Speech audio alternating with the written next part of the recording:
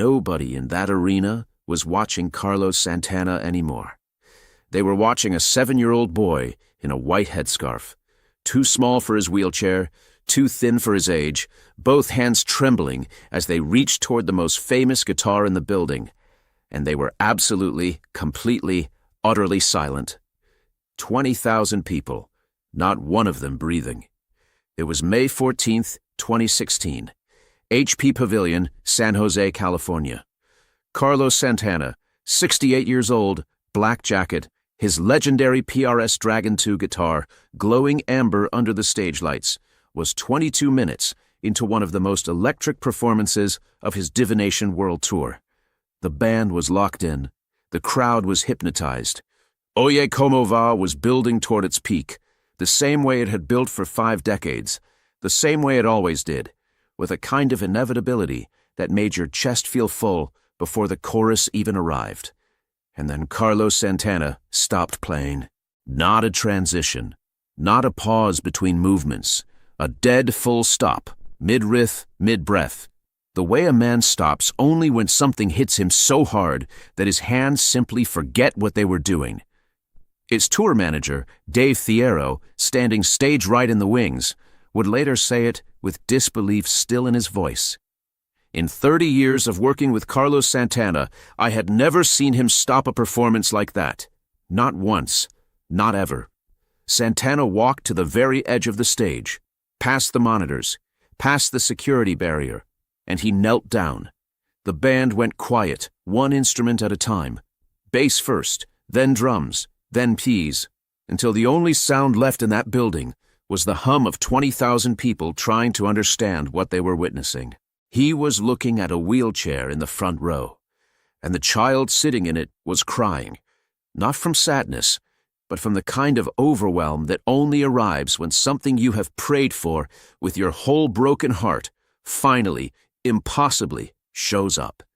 What Santana did next, in the next 4 minutes, would be filmed by a stranger in the third row, watched by 40 million people within 30 days, and described by a Rolling Stone journalist as the most purely human moment he had ever witnessed at a concert in 40 years of covering music.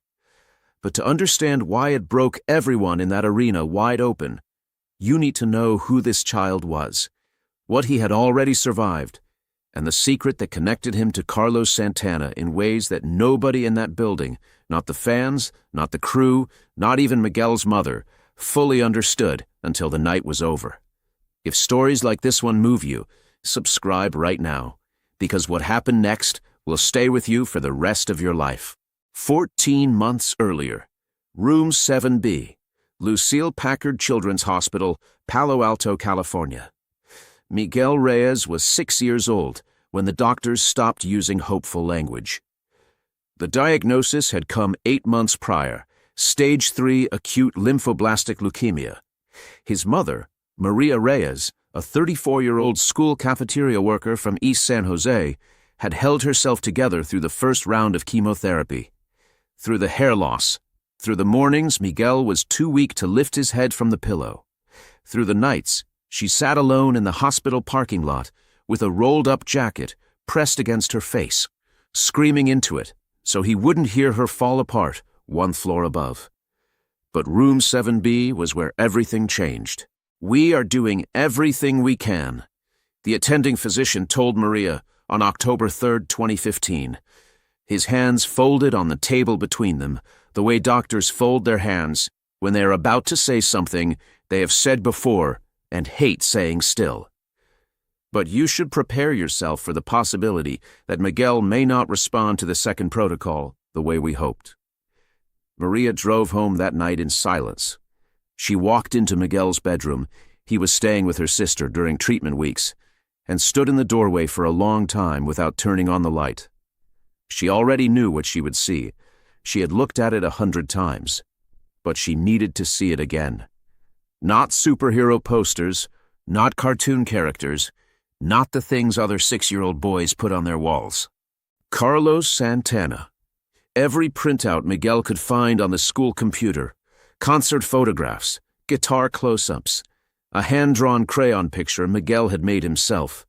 Santana on stage, the crowd rendered as small colored dots filling the page, and at the bottom, in the shaky, oversized handwriting of a child who had not yet been taught to write small, "One day I will hear him." Maria had always played Santana in the car, Black Magic Woman on the drive to school, Smooth on Sunday mornings while she made eggs and Miguel sat at the kitchen table pretending to do homework. Somewhere across those ordinary mornings, her music had become his music, his comfort. The sound he asked for specifically when the nausea from chemotherapy was at its worst. Not cartoons, not stories, not anything else. Just Santana. Because in his own words, spoken quietly into his pillow during the worst nights, it makes the pain go somewhere else for a while. When the Make-A-Wish Foundation coordinator, a woman named Patricia Ochoa, sat across from Miguel in that hospital room in November 2015 and asked him, gently, carefully, the way you ask a child a question you know carries enormous weight, what his one wish was, Miguel did not hesitate. He did not think. He did not look at his mother for permission. "I want to hear Santana play Oye Como Va live in a real concert." Patricia wrote it down. Then she looked up at Maria. Maria was already crying. But what Patricia did not write down, because Miguel had whispered it only to his mother, later that night, in the dark, after the coordinator had gone, was the second part of the wish. The quiet, private part. The part that would make everything that happened on May 14th, 2016, feel less like coincidence and more like something the universe had been arranging for a very long time. And that secret, the part Miguel whispered, is the part that shattered Carlos Santana when he finally heard it. May 14th, 2016, 4:47 a.m. Miguel had been awake since before the sun came up. Not from pain, though the pain was always there, a low, constant pressure behind his ribs that the medication managed but never fully erased. This was different. Maria found him sitting up in bed in the dark, completely still, eyes open, lips moving slightly the way they did when he was running through Santana songs in his head. He had memorized the lyrics to 14 of them. He practiced them the way other children practice spelling words. Quietly, seriously, like they mattered. Because to Miguel, they did. The morning nearly ended everything. His temperature spiked at 6 a.m., 102.4 degrees, and the home nurse pulled Maria into the hallway with a look on her face that said what her words were carefully avoiding. Maria stood there, with her phone in her hand, Patricia Ochoa's number already on the screen, thumb hovering, ready to make the call, ready to tell a 6-year-old boy on the day his one wish was supposed to come true, that it wasn't going to happen. She stood in that hallway for 11 minutes. Then she walked back into Miguel's room. He was watching the doorway. He had known she was out there. He had known what she was deciding. He didn't say a word, just looked at her with those dark, steady eyes that had seen too much for his age. And Maria put the phone in her pocket and said, "Go wash your face. We're going." By 5 in the afternoon, they were in the car. Miguel in the back seat, wearing the white outfit he had chosen himself 3 days earlier. White shirt, white pants, white sneakers. Because he had studied enough photographs to know that Santana always dressed with intention, always looked clean and deliberate on stage. And Miguel had decided, with the quiet dignity of a child who understood that some moments deserved to be dressed for, that he would do the same. His Make-A-Wish badge around his neck, his mother's hand in his, the car smelling like the lavender soap Maria used on his headscarf every morning. The HP Pavilion appeared against the darkening San Jose skyline at 6:15 p.m. When Miguel first saw the white stage lights cutting upward into the evening air above the venue, he pressed his face against the car window and went completely still. Then, very quietly, almost to himself, "Mama, it's real." Their seats were front row, center left. Wheelchair accessible, 2 feet from the security barrier. The closest Miguel had ever been to anything that mattered this much. Santana took the stage at 8:02 p.m., The wall of sound hit Miguel like a physical force, bass frequencies traveling up through the wheelchair frame, through the thin bones of his spine, into his chest. Maria watched his entire body go rigid, not from pain, for the first time in 14 months, rigid from something that had nothing to do with pain at all.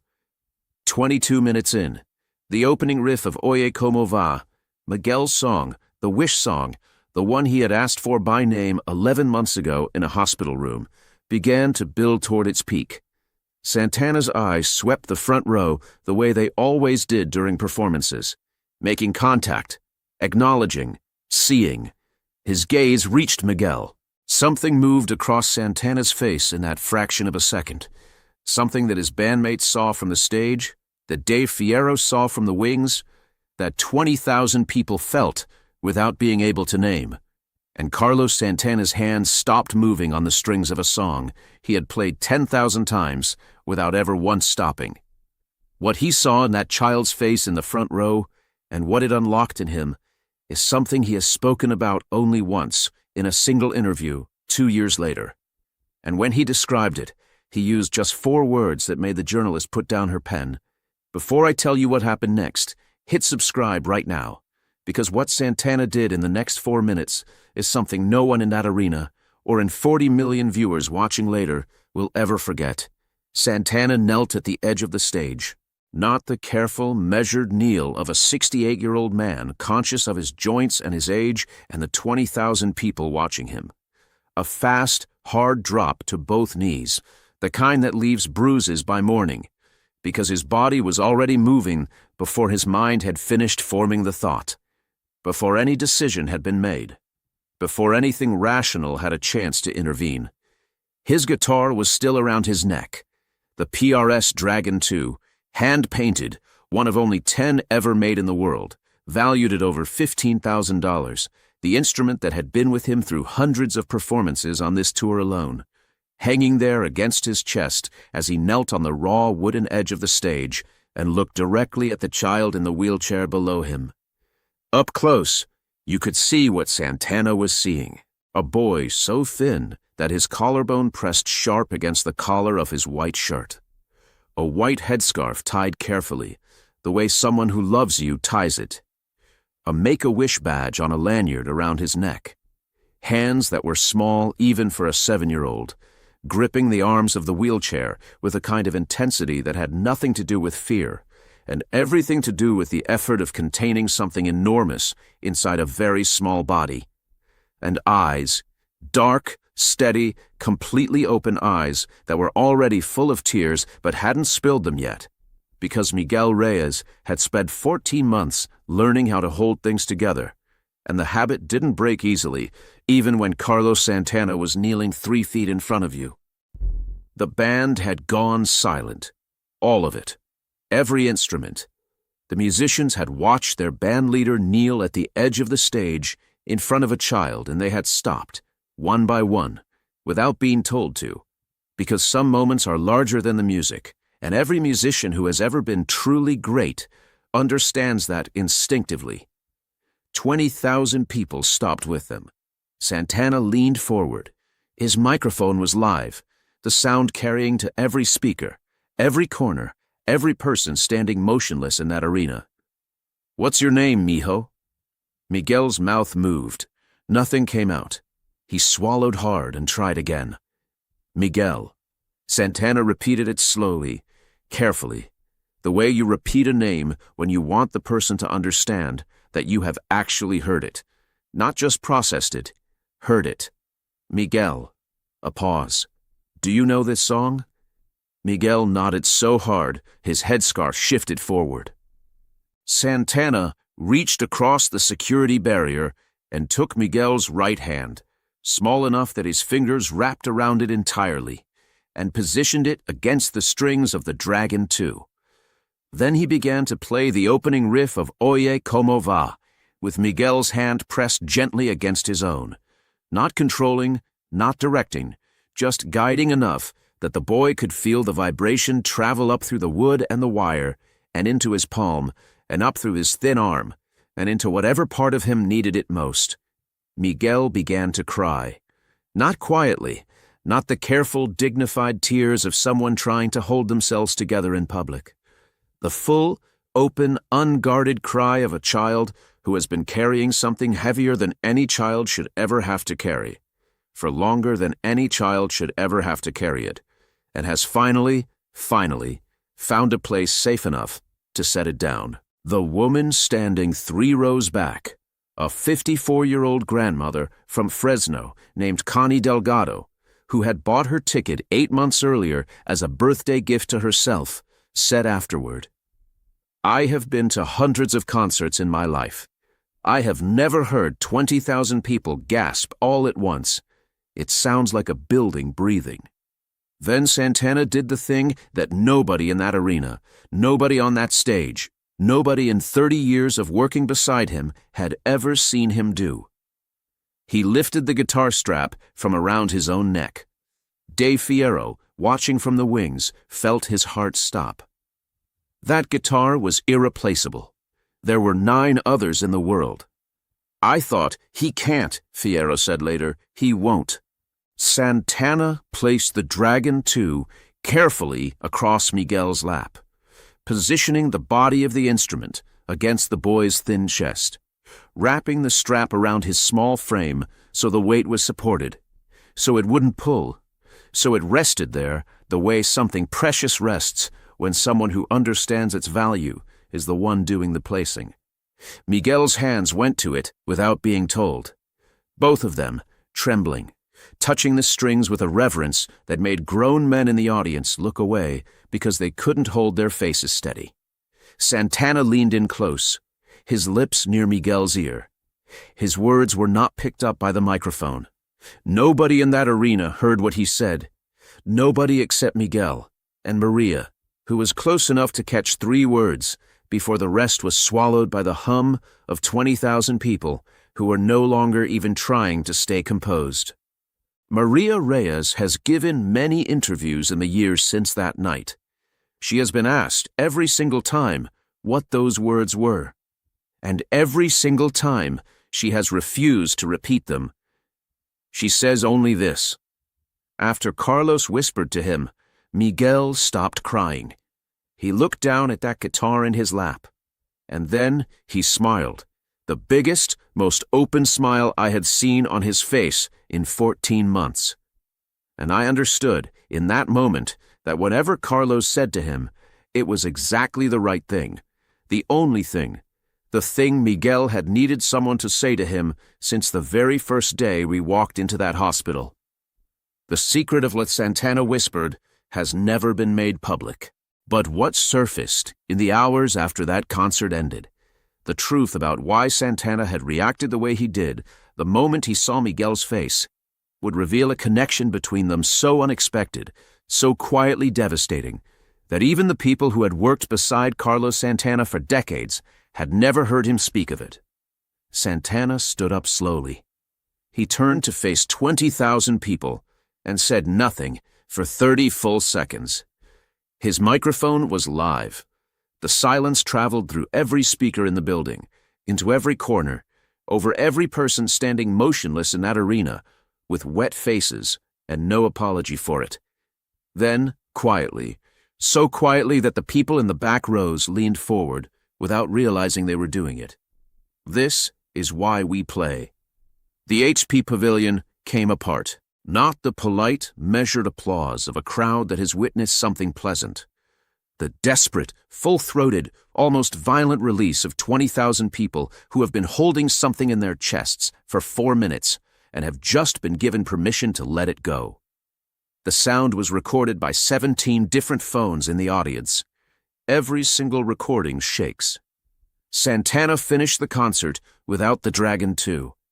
He played the final 40 minutes on a backup guitar, and by every account from fans and crew members present that night, it was the finest 40 minutes of the entire Divination World Tour. Something had been freed in him, something that had been sitting just below the surface of every note he had played for years, waiting for exactly that moment to finally come all the way through. After the final bow, Santana did not go to the green room. He walked directly to the wheelchair access corridor, where Maria and Miguel were still waiting, overwhelmed, motionless, unsure of the protocol, unsure if they were supposed to leave or stay. Miguel had the Dragon 2 across his lap, both hands resting on it, as if releasing it might end the dream and return him to the reality of room 7B. Santana sat down on the floor beside the wheelchair, not in a chair, not on a bench, on the floor, at eye level with a 7-year-old boy, the way you sit when you want someone to understand that you are not above them in any way that matters. He looked at Maria, and he told her something he had carried quietly for 25 years. In 1991, his young son Salvador had faced a serious medical crisis, a frightening episode that Santana has referenced in interviews only in the broadest terms, describing it as the period that cracked him open and rebuilt him from the inside. During the worst weeks, music was the only thing that kept Salvador calm. Santana had brought his guitar to the hospital and played quietly in his son's room every night. The nurses bent the visiting hours rules because they could see, in the way that experienced nurses learn to see things, exactly what the music was doing. When I saw Miguel in that wheelchair, Santana told Maria, his voice low and steady in the way of someone who has learned to speak difficult things without breaking, I saw Salvador. I saw every child who has ever had to be brave before they were old enough to understand what being brave costs. And I thought, if I have this guitar in my hands and this child is in front of me, and I do anything other than give him everything I have, then what has any of it been for? Miguel passed away on August 29, 2016, 77 days after the concert. The Dragon 2 sat on a small stand beside his bed every single one of those 77 days. Maria said he touched it every morning when he woke up and every evening before he closed his eyes. Not playing it, just touching it. The way you touch something that is proof that a real thing happened, that a real man knelt on a real stage and looked at you like you were the only person in the world. What Maria did with that guitar after Miguel was gone, and what it set in motion for hundreds of children who never got to meet Carlos Santana, is the part of this story that nobody talks about. But it is the part that matters most. If this story is living in your chest right now, share it with one person who needs it today. And subscribe, because we are not done yet. Maria Reyes made one phone call the week after Miguel's funeral. Not to a grief counselor, not to a family member, not to the Make-A-Wish Foundation coordinator who had sat beside her through all of it. She called Lucille Packard Children's Hospital in Palo Alto and asked to speak to the head nurse on the pediatric oncology floor. The woman who picked up had worked room 7B for 11 years. She knew Miguel's name without being reminded. Maria told her she wanted to donate the Dragon 2, not to a museum, not to an auction house where it would sell for a number that would make headlines and then sit behind glass in a collector's private room where no child would ever touch it again. She wanted it back in the hospital, in room 7B specifically, where Miguel had lain in a bed and listened to Santana through a phone speaker, because a real concert felt like something that happened to other people. It hangs on the wall now in a glass case, mounted at the height of a child's eye level, so that every child admitted to that room sees it first. Beside it is a single photograph. Miguel and his white headscarf, both hands on the Dragon 2, Carlos Santana kneeling before him on the stage of the HP Pavilion. 20,000 people blurred into gold light behind them. Beneath the photograph, a small engraved plate, 11 words. For every child who has to be brave before they know what brave means. Santana visited the hospital personally in December 2016 to see the installation. He stood in front of it for a long time without speaking. Then he turned to the head nurse and asked one question. How many children pass through that room in a year? She told him the number. He nodded slowly. And the following morning, his management team made a call that would change the lives of children across the state of California for years to come. What Santana set in motion after that visit, and how Miguel's name ended up attached to something that outlasted every concert, every record, every award he ever received, is where this story finds its final breath. Carlos Santana has sold over 100 million records. He has won 10 Grammy Awards. He has performed for presidents, for kings, for crowds that stretched beyond what any single pair of eyes could hold. His name is carved into the permanent architecture of American music in a way that will not erode with time. But the moment that 40 million strangers chose to share with each other, the moment they sent to their mothers, their sisters, their friends sitting in hospital waiting rooms and quiet houses and cars parked in driveways because they weren't ready to go inside yet, was not a Grammy, was not a sellout stadium, was not a #1 single. It was a man kneeling on the edge of a stage, lifting a guitar from his own neck and placing it into the hands of a child who needed it more than he did. Miguel Reyes lived 77 days after that concert, 77 mornings of touching those strings, 77 evenings of falling asleep beside the proof that someone had seen him, truly, fully, completely seen him, in a room of 20,000 people, and still found a way to kneel down and make the whole world small enough to hold. That is what music is for, when it is being used correctly. That is what any gift is for. If this story reached something in you, subscribe right now and share this video with one person who needs it today. And tell us in the comments, what is the one song that has ever made you feel less alone? We read every single one. Every week, we bring you the stories that prove that human beings, at their absolute best, are still capable of something extraordinary.